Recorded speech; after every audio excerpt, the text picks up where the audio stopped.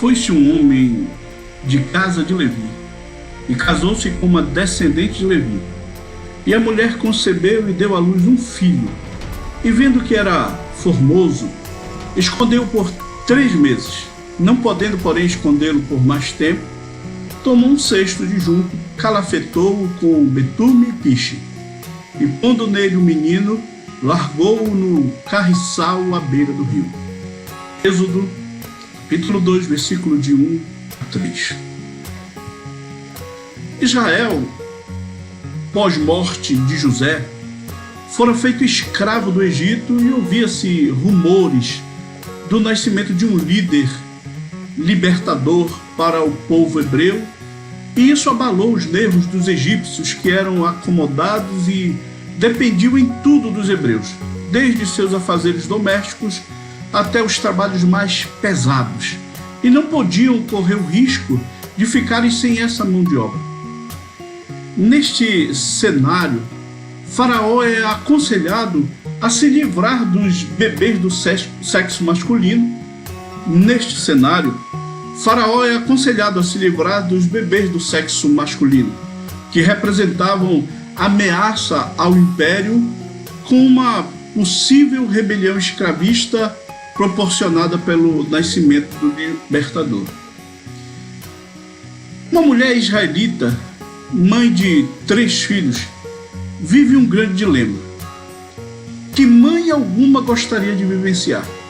Seu filho caçula, uma criança de semblante formoso, muito amado por seus pais, corria risco de morte, caçado por soldados, escondido por seus pais e irmãos, e por tornar-se infactível a continuação de toda aquela operação, parte-se para um plano B.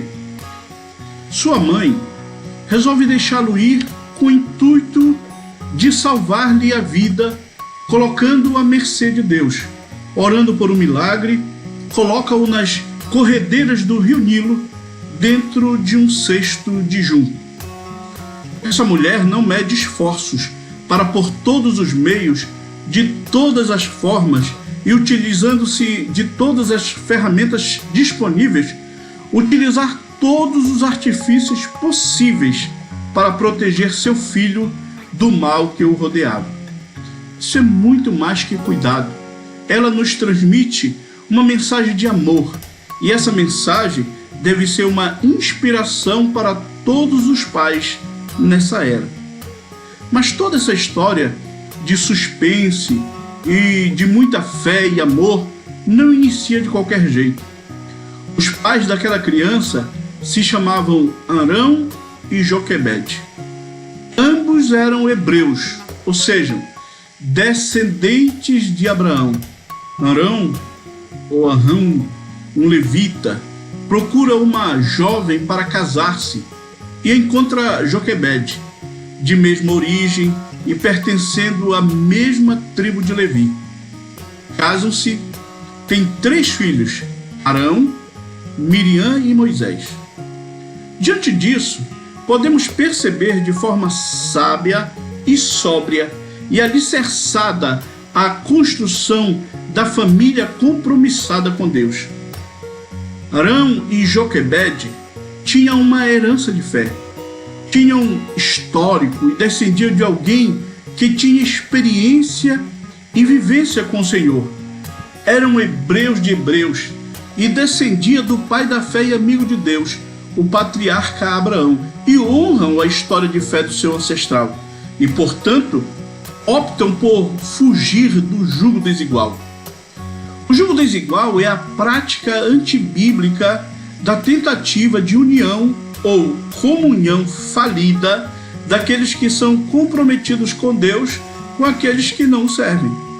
A Bíblia enfatiza e repudia tal associação ao sustentar que não vos prendais a um jugo desigual com os infiéis, inquirindo o proveito da sociedade entre justiça e injustiça, e da comunhão entre luzes e trevas. Infelizmente, esse é um mandamento bíblico menosprezado e ignorado por muitos sob a alegação que será instrumento de conversão para o outro, o que na prática a experiência comprova que na maioria dos casos isso não acontece de forma genuína, ou que se conhece alguém que não seguiu este princípio e hoje vivem felizes. Desmistificando esse conhecimento popular e antibíblico, observamos que nunca, jamais, ninguém conhece a felicidade verdadeira de um casal a não ser eles mesmos, quando despido das suas imagens públicas e entre quatro paredes é que verdadeiramente se conhecem. Portanto, ninguém conhece ninguém.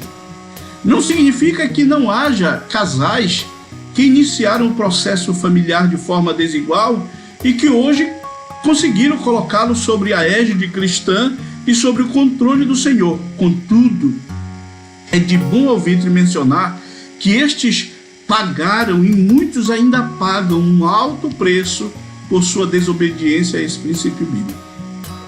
Ressalto que os que se aventuram por esse caminho se submetem a uma carga desumana. Alguns, sob muita batalha espiritual, conseguem subverter, mas sob um preço requerido de altíssimo desgaste.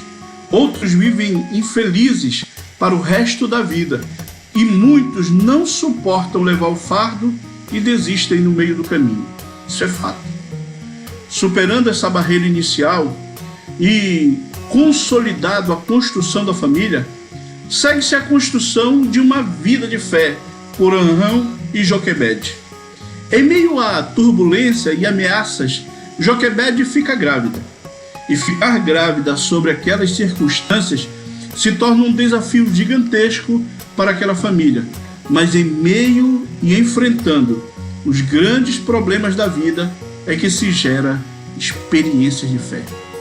Apesar de Amram e Joquebede ter um exemplo de fé como o de Abraão, seu antepassado, eles precisam construir sua experiência, as suas próprias experiências de fé, e não se restringiu à sua própria construção, mas juntamente com toda a família se viram transmitindo experiência a seus filhos, pois esconderam de tudo e de todos o seu bebê por 3 meses, com uma expertise admirável, que por certo envolveu toda a família.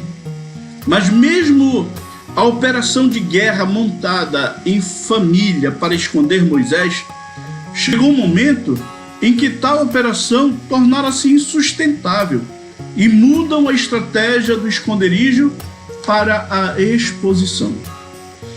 Esse episódio nos ensina que mesmo que os pais tenham gerado, construído e transmitido uma experiência de fé aos seus filhos, criando-os nos caminhos do Senhor, há um momento na vida em que nossos filhos irão voar, abandonar o ninho e precisarão enfrentar com unhas e dentes o mundo lá fora, com toda a sua crueldade e impiedade. Mas como proteger nossa prole desse tão angustiante momento? Só há uma forma: construindo o milagre. Amram e Joquebede planejam a exposição de Moisés. Eles, tomando as precauções necessárias, constroem um cesto de papiro, envolvendo-no, tapando as brechas com betume e o impermeabilizando com piche. E somente após essas providências o colocam no rio e observam-no de longe, aguardando o milagre acontecer. A construção do milagre inicia-se por tomar precauções, ou seja, a prática do exercício da fé madura e racional, diferente de uma fé cega e imatura, guiada por superstições e crendices. A fé racional é coerente e equilibrada. Não é porque cremos no Deus do impossível e do milagre que vamos jogar ou expor nossas famílias e nossos filhos de qualquer forma e de qualquer jeito no charco do mundo que o Nilo representa. Se faz necessário construir um aparato para os proteger, tal qual o cesto confeccionado de papiro para proteger Moisés. Precisamos construir um cesto trançado com a palavra, representada pelo papiro, para proteger nossos filhos.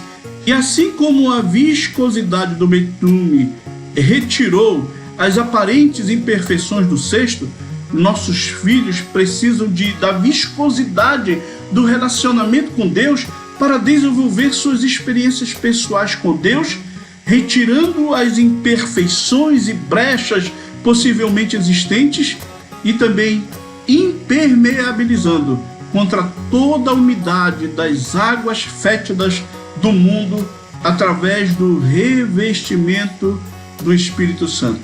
E aí sim, tomadas as devidas precauções, os filhos estarão preparados para o milagre. Agora, lançados no mundo, basta-nos acompanhá-los de longe para certificar-nos do sucesso de todo o investimento realizado no preparo e na construção do caráter e aguardar pelo agir de Deus, pois o milagre já está a caminho. Deus nos chama a ser construtores da família através da obediência aos princípios basilares da fé. Somos conclamados a não nos amoldarmos ao sistema do mundo, porém prezando e buscando uma constante transformação a partir da renovação do modelo mental. O estrangeirismo, que é moda hoje em dia, o mindset, que em uma tradução livre do inglês significa configuração da mente, é um conceito tratado nas páginas da Bíblia Sagrada há muito tempo.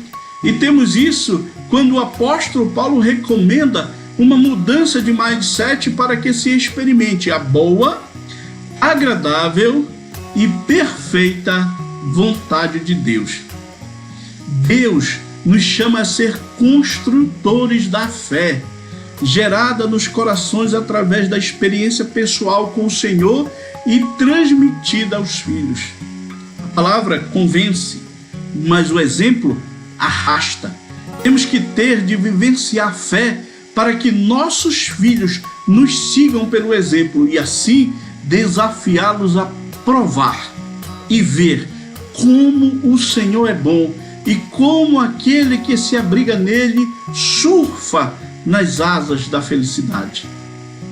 Deus nos chama a ser construtores do milagre, através de uma fé racional e sensata, percebendo o milagre antes da sua materialização, com uma visão de longo alcance.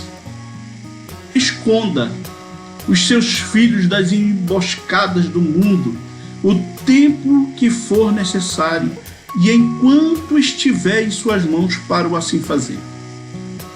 Prepare seus filhos para os momentos inevitáveis que virão, isto é, o dia que não mais poderão ser escondidos debaixo das suas asas e precisarão enfrentar o mundo lá fora e construir suas próprias experiências. Construa o cesto, envolvendo-os no conhecimento do Senhor através da leitura e estudo sistemático da Palavra de Deus, do cesto de papiro.